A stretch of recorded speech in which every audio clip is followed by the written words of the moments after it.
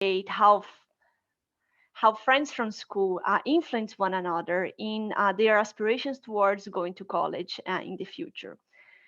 So just to start with some motivation, aspiration is a very important determinant of people's effort and the investments that they make. There is, for instance, this very interesting theoretical model by Jenico and Ray, where they show that as long as individuals do not perceive their aspirations as something they cannot achieve in the future, the more they aspire to have, the harder they work and the more investments they make. So again, aspiration is a very important determinant of human capital accumulation in general. And then Jenico and Ray and also some other authors, they show how individuals' aspirations emerge in social context. When individuals compare themselves with similar other, either peers or family, um, and anything else. Let me just, yeah, there was like a pop-up of the recording. And there's been some very interesting empirical works that show how my friends' socioeconomic status influence my own aspirations. So, for instance, the richer my friends are, the richer I also want to be. But I think that an also important question is on whether my friends' aspirations influence my own aspiration above and beyond socioeconomic considerations. So, for instance, if we think of two people belonging to the same socioeconomic status, but one of them aspires to have more, how the interaction between those two people will shape their aspirations? And this is the question that I want to answer in this work. So sociologists have for quite a long time already shown a positive association between the aspiration of a person and the aspiration of the friends or peers of this person. However, when it comes to causality, there are some challenges in the estimation of peer effects. The first one is that all peers are embedded in a same environment and subject to the same shocks to this environment.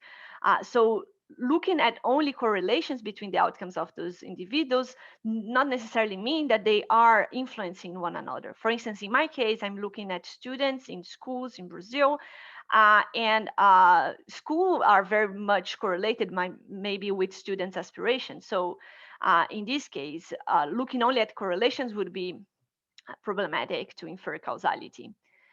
Second, even within an environment, in my case, for instance, even within schools, we know that friendship formation does not happen just at random. We have endogenous formation of friendship, right? I think everybody has the sense that we just don't pick our friends at random. There are very specific reasons why we choose our friends. And homophily, which is the characteristics that people have to click with similar others. So homophily is a very important driver of friendship formation. In this graph, for instance, we have an example of how homophily might drive a very important determination of friendship formation. This is one graph from one network connections from one of the schools that I'm analyzing. And we see here how gray dots are boys and orange dots are girls. And there is like this cluster. So girls are more likely to connect with other girls and boys are more likely to connect with other boys. So this is just one example of how homophily might be important to friendship formation.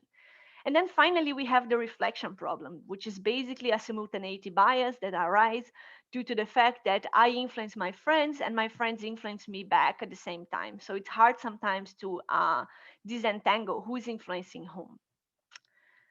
So in this paper, what I do is to look at causal peer effects on students' college aspiration. And by college aspiration, I just mean students' willingness to pursue a college degree in the future. To answer this question, I'm going to exploit some social network data collected in middle schools from middle school students in Brazil. And I'm going to acknowledge all the problems that I've just mentioned to you. And I'm going to implement a quite novel methodology to estimate causal peer effects in this context. Just a brief summary of my findings so you already know where I'm going from here. I do find positive, significant, and quite large peer effects on students' aspirations. So an extra aspiring friend, for instance, increases in about 11% the aspiration of the average student. And just so you have an idea of the size of this impact, this is about 30% larger than moving students in one standard deviation in their reading performance. Um, Then I go on and look a little bit at the mechanisms through which this is going on, and I see that effort in school and compliance with some social norms in the school seem to explain at least part of these effects. And finally, I also look at some more concrete outcomes. Let's say I follow those students into the future, and I also see that the peers aspiration decrease students' chance to dropping out from school, and also increase the likelihood for them to have either a high school degree or a higher degree than that, so incomplete college or even complete college degree. So just to sum up the contributions that this work make to the literature, I'm of course contributing to the peer effects literature. So most of the works in the peer effects literature looks at different sources of peer effects. So for instance, peers' ability or gender or racial composition or parental characteristics, but they always focus on students' outcomes in school, like students' performance and dropout, were mainly performance. So in this case, my work is a bit different because I'm looking at how peers' attitudes influence students' attitudes. And in this case, is a little bit more related to other studies in peer effects that they look at, for instance, how peer substance use or school dropout or criminal activity influence also their other students to engage in those activities. Then when it comes to the influence that peers have on students' aspirations, we have this work by Johnson and Mood, where basically they show that if you are in a classroom with high achieving peers or higher achieving than you are, this actually discourages you to aspire to go to pursue your studies in the future. So this is kind of a negative impact that peers have. And when it comes to the impact that my peers' aspirations have in my own aspiration, there are two work concurrent to mine that also see in the US and in the UK how peers, either aspirations or attitudes towards school, influence their friends. I complement those works, also showing the mechanisms through which this happen. And to best of my knowledge, I'm also the first to show that aspirations also impact other outcomes in the future, so mainly human capital accumulation. Okay, so the data that I'm using to perform this investigation comes from a survey that was passed in some state-owned schools in the state of São Paulo in Brazil. And this survey was taken in 2011 by students in the ninth grade. And the ninth grade in Brazil is the last grade of primary school. So only after ninth grade, those students go to high school. And this survey was a very comprehensive questionnaire asking about students' personal profile, how happy or satisfied they were with their lives at the moment, and also some expectations and aspirations towards the future. I used one question coming from the survey to build my main variable of interest, which I call college aspiration. So this is a binary variable that will take value equal 1 if a student said that they would like to keep studying until they finish college, and 0 otherwise. And we have that more or less 68% of students answer that they would like to have a college degree. And if we look at the reverse of this figure, we see that more than 30% of students do not aspire to go to college in Brazil, or at least in those schools, which is kind of remarkable in a sense when we think that we have a very large college premium in Brazil. So someone that goes to college in Brazil earns more than twice as someone that only finished high school. So knowing that the college premium is so high and people still are not willing to go to college, for me is quite remarkable. An important feature of this question is the framing that we thought about asking students that. So basically, those students were asked if this choice was entirely up to you, until when would you like to keep studying? So here it's just really like a question to try and capture students' aspirations instead of their expectations. So they should not consider any constraint for their future, should really be only their willingness to do it, even if they didn't have any constraint. I also have some other questions in the survey that will help me to investigate the mechanisms through which peers are influencing students' aspirations. The first one is students also had to answer this question about their perception about college return. So basically, they had to access the likelihood that they attribute for them to finding a job if they have a college degree vis-a-vis if they only finish high school.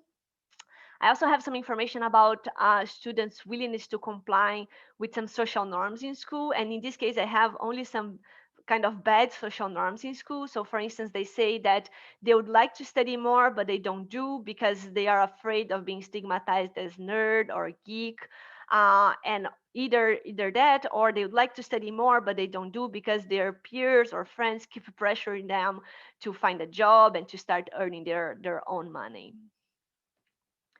A very important feature of the survey that actually allows me to implement the methodology that I'm using here is that I have information on students' friendship ties in their grade. So each student were asked to name their 4 best friends or colleagues in the ninth grade. And I'm able to link those answers and also to find those other students in the school roster. So I'm able to map the connections of those friends in all ninth grade, which is usually more than one classroom. I'm also able to merge the survey with some administrative data to recover information on students' performance before, during, and after the year of 2011 when they answered the survey. I'm able to track those students across time and see where they go. I'm also merged this data with matched employer data to see where those students are now, and able to recover some socioeconomic status information that I'm using as control. And here, I just wanted to show to you some very preliminary estimations. I'm not trying to infer causality at this point whatsoever. It's just like a confirmation that my measure of college aspiration is really predicting something. It's not just noisy measure, let's say. So here I have different regressions where I'm controlling for several students' gender, race, socioeconomic status, also their previous performance in the school. And I'm also controlling for school fixed effects here. And we see that college aspiration seems to be a good predictor of many important outcomes that those students have in the future. So it's a good predictor of their reading and math performance, class attendance. It's negatively correlated with school dropout and positively correlated with normal school path. So normal school path here is just meaning that those students were not retained. For those who did not drop out, they were not retained in any grade during high school. And here, whether they have at least a high school degree or higher, so incomplete college degree or even complete college degree. Unfortunately, I only have administrative data until 2018. So this is 4 years after those students finish high school. So I still don't have a lot of mass on whether those students end up going to college or not. So I had to aggregate them on having a high school degree or higher. But this is reassuring in the sense that this measure of college aspiration seems to be a good predictor even after controlling for so many other variables. Okay, so as I said in the introduction, the identification of fear effects is quite challenging. And the methodology that I'm using here to address those challenges is a bit long. I'll try to be like as objective and clear as possible. I'm also happy to take some questions later in the Q&A so I can clarify even more what I'm doing here. But let's just start with this model of friends influence or peers influence. This is a basic linear means model where my own outcomes will depend on the average outcomes of my friends, on my own characteristics, and on the average characteristics of my friends. Um, and here in this second equation here, I'm basically just translating this first equation into matrix notation, where I introduce matrix G. This is the adjacency matrix, where element ij of this matrix is equal to 1 if student I sends a friendship tie to student j and 0 otherwise. So what this matrix is doing is basically just mapping friendship connections in these schools. And if you're not familiar with social network notation, that's not a problem. I did some simplification here, but you can think of this G as the map of friends, and then G square will be the friends of friends, and G to the third level will map the friends of friends of friends. So this is really just the only thing that you have to know about it in order to follow the next slide. So whenever I'm talking about G squared, I'm talking about the friends of friends.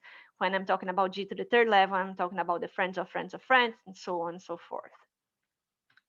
So now let's go through all the challenges that I mentioned in the estimation of pure effects and how I go about addressing each of those challenges. The first one, which is also the most straightforward to address, is the unobservable environmental components or common shocks that all students are subject to since they are, for instance, in the same school. So two examples here is that school quality might be correlated with students' aspirations and students self-select into schools. So this could be a potential problem. Another problem is in the classroom. So maybe classrooms have some specific either competition or social norm specific to the classroom. There might be some colleague that I admire, not necessarily my friend, but this colleague might influence my own aspirations.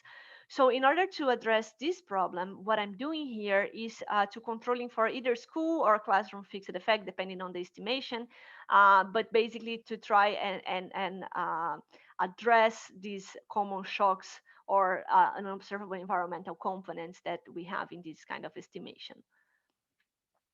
Then we have the reflection problem. And it's easy to see how the reflection problem emerges here because we have y in both sides of this equation. So again, I influence my friends and my friends influence me back. How exactly to disentangle who is influencing whom? In order to address this challenge, I'm borrowing from the works of Bramoulin and co-authors and Di Giorgi and co-authors, and I'm basically gonna exploit the fact that not all students are friends, so not everybody's friend with everybody else, and I'm gonna use the friends of friends characteristics as instrumental variables for friends aspirations. So what exactly I'm doing here? Let's take a look at this toy network that we have here, where Lisa is friends with Anna and Anna is friends with Tina, but Lisa and Tina are not friends. So Anna influenced Tina's aspirations, and Tina also influenced Anna's aspirations. So it's hard to know exactly who's influencing whom here. But Lisa will influence Tina's aspirations only through the influence that she has on Anna. So I'm able to use Lisa's characteristics to predict Anna's aspiration, and as such to disentangle the impact that Anna's aspirations have on Tina's aspirations. So this is exactly what I'm doing here. I'm exploiting the fact that not everybody is friends with everybody else, and I'm using the friends of friends characteristics as instrumental variables for friends' aspirations. Then everything would be solved if we did not have endogenous link formation. So again, we don't have that a friendship is formed at random. And in this case, the adjacency matrix is not going to be independent from the errors of this equation. What I'm trying to say here is that there might be a very specific reason why Lisa is friends with Anna, but not friends with Tina. And in this case, my own instruments might be endogenous. So in order to go about addressing this problem, what I do is to borrow from the works of Koenig and co-authors and Santavirta and Sarsosa. They have a very interesting application of this work in education. And what I do is to implement a step before building my instruments. And this step is basically modeling network formation or friendship formation based on how similar students are in some predetermined characteristics that they have, and also in some random chance that they have of interacting in the school. So basically the idea here again is that homophily, which is that characteristics that students or people have to click with similar others. So homophily is driving a lot of friendship formation, but here I'm going to look only in homophily in characteristics that they cannot control. and then I'm gonna predict the link formation of those students, and I'm gonna exploit that in order to solve this problem. Maybe it's easier if I just go ahead and show you this model of network formation. So the N here are the potential links that I have. So for each student, I have all the other students that he could connect to. And the dependent variable of this model is on whether student I is effectively sending a friendship tie to student J. And then I'm controlling this model for whether those students are the same gender. And this, so here in this first column, this is the raw estimation, and this other is the odds ratio. But in any case, we see that if both students are the same gender, this increases the likelihood that student I will send a friendship tie to student J. Also, if both of them are white or if both of them are black. And then here I also include whether they have their first name initial in common. And why did I include this variable, and why does it have such a positive impact on the likelihood that they're going to be friends? Basically, what explains this is that students in Brazil, or at least in Sao Paulo, they start going to school in the first grade, and they go to municipal schools. So basically schools that are responsibility of the municipal. Uh, and then in the sixth grade, they change schools. They have to change school. Hello? Ah, I think someone had the microphone open. Um, so yeah, in the sixth grade, they changed school from municipal schools to state-owned schools. And this is actually a problem in Brazil, but municipal schools, they actually don't have any communication with state-owned schools. So when those students arrive in the sixth grade in state-owned schools, those schools don't know anything about their previous performance or behavior. So in the sixth grade, they allocate students into classrooms according to their alphabetical order of their first name. So that's why this first name initial here is important in predicting friendship formation, basically because the students were allocated into classroom kind of at random, but based on their alphabetical order of their names. And even within, in other grades, within classroom, teachers also tend to allocate students into their seats in alphabetical order. So if you are in the same letter of someone else, it's likely that you're going to sit next to this person. So again, this increases the chance that you're going to be friends with this person by completely exogenous characteristics. So once I estimate this model, what I do is to take the predicted links coming from this model. And now, instead of using the friends of friends characteristics as instrumental variables for a student's aspiration, what I do is to use the predicted friends of friends characteristics as instrumental variables for students' aspirations. So the main idea behind this is that I'm kind of cleaning my instruments by using as instruments the friends of friends that were predicted to be friends only because of characteristics that they cannot control. So in this case, I'm kind of controlling for this endogenous formation of friendship here. So just to sum up, I know it's quite long methodology. What I'm doing here is basically a three-step estimation, where in the first step, I'm modeling network formation based on predetermined characteristics or random chance that those students have of interacting. Then I get the predicted matrix coming from this model. And in the second and third stage is basically a two-stage least square estimation, where I'm using the predicted friends of friends, or sometimes just to check robustness, the predicted friends of friends of friends characteristics as instrumental variables for friends aspirations in this equation here, where I'm also controlling for either school or classroom fixed effects. So again, I know it's quite long and cumbersome methodology. I'm happy to talk more about that in the Q&A. But now let's just go to the results so I can have a little bit of time to show that to you. Okay, so this is the main results of my work, the main table of my estimations. The difference between those three columns here are the instruments that I'm using. So in the first column, I'm using the predicted friends of friends characteristics as instrumental variables. In the second column, I'm using the predicted friends of friends of friends characteristics. And in the third column, I'm using both of them. And just before going to the coefficients here, I wanted to talk a little bit about the strength of my instruments.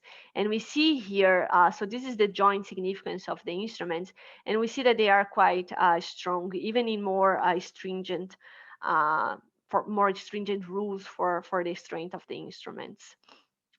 So how to read this coefficient here? So this 0.15 coefficient basically means that if a student goes from having zero of their friends that want to go to college to having all of their friends wanting to go to college, the likelihood that this student also wants to go to college increases in 15.3 percentage points.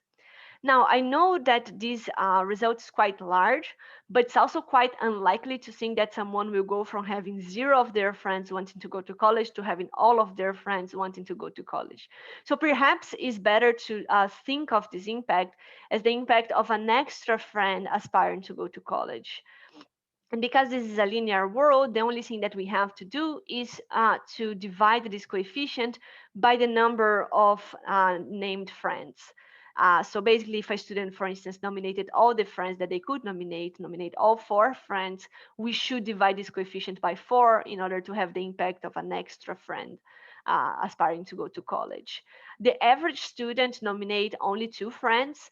So in this case, this coefficient translates to more or less 7 or so percentage points, which represents an increase of about 11% um, in the likelihood that the student will also aspire to go to college. And as I said before, this represents more or less more than 30% of the impact of moving students in one standard deviation in their reading performance. So still it's quite a large impact. Uh, I'm gonna go a little bit fast in this part just for the sake of the time. I do have some potential threats in this estimation. The main one is that students could nominate only 4 of their friends, so I might not have the complete network here. And this is not a problem regarding the instruments that I have, because this doesn't mean that those instruments are not endogenous anymore, but I'm more concerned about my model of friendship formation and on whether I'm really able to map all the connections that those students might have. So there might be some missing links when estimating this model. What I do to address this problem is to do another estimation focusing only on those students that name at most 3 of their friends, so they don't have like this ceiling effect. They could have named another friend, but they did not, so I have reasons to believe that they nominate all the friends that they had. And if I do this estimation with this subsample, I have very similar results as before. So this is kind of reassuring regard the exercise that I'm doing here. Now, let's think a little bit about the possible mechanisms through which friends might be influencing students' aspirations. And I could think of 3 main mechanisms for that. The first one is that friends might also be sharing information, either about college returns or opportunities to go to college or scholarships. And these might inform students about either how well succeed they will be in life if they go to college, or if they wanted to go to college, some facilities that they might have to go to college. So for instance, scholarship or anything. So friends could be sharing those kinds of information, and this could be for helping students to form their aspirations. Then friends could also be important to affect students' willingness to comply with social norms in school. And those social norms might either hinder or foster their college aspirations. So college aspiration could be a social norm in itself. And then students want to go to college because everybody around them also wants to go to college. Or maybe if everybody around you thinks that studying is geek stuff that you're going to be uh, people are going to make fun of you if you study too hard. This kind of so maybe discourage you from wanting to go to college. And finally, friends might also influence the amount of effort that you put in school. So, how much you study, or whether you skip classes or not. And also, in the end of the day, your own ability or your own performance in school. And this could also inform you about your own potential and influence your aspirations. So, unfortunately, I cannot look at all kinds of mechanisms that might be going on here, but I have some variables either in my survey or coming from administrative data that might inform me about whether those other things, friends are also spreading those other things in school. So here I look at how my friends' perceived college return are influencing my own perceived college return, where basically the perceived college return is the likelihood that students attribute to finding a job if they go to college. I'm also looking on whether my friends being afraid of being stigmatized as nerd, this also makes me more afraid of being stigmatized as nerd. Also, whether my friends feel pressure to get a job and start working and earning their own money, if this influence my own feeling of pressure of start working and earning my own money. Also, whether my friends study more at least 30 minutes per day, whether this also influence me to study more. If they have this should be 95% of class attendance. So again, if my friends go to class more often, if this also influence me to go to class more often, and reading and math proficiency. So here, let's start with perceived college return and compliance with social norms. So it does not look that my friends are influencing or sharing information about their perceived college returns. At least does not look like they are influencing a student's own perceived college returns. However, when we look at this willingness to comply to social norms, we see that friends' fear of being stigmatized as nerd also makes students more afraid of being stigmatized as nerd, and this peer pressure to get a job and start working also influence students. So these kind of social norms are spreading through the friendship connections that we have in school, and this could be correlated also with their aspirations. And then we also have here those other variables. So basically the effort that students put into school and also their school performance. And it looks like friends are influencing the amount of effort. So basically, what if friends tend to study more, they are so if students tend to study more, their friends also tend to study more. And also if they have more than 90% of attendance, this also helps their friends to also attend more often to school. Does not look like we have impact here either in reading or math performance.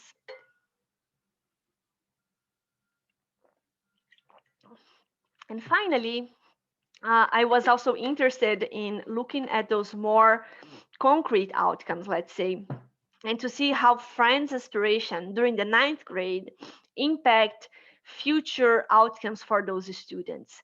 And there could be two main mechanisms for that. The first one is that friends' aspirations is impacting students' own aspiration, and this is the main thing that I'm showing in this paper.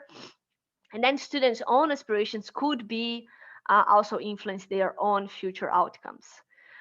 Could also be that their friends' aspirations are influencing their friends' future outcome, and those outcomes could also be influencing their friends. So, for instance, if my friends want to go to college, they're not going to drop out from school, and they not dropping out from school might also make me not drop out from school.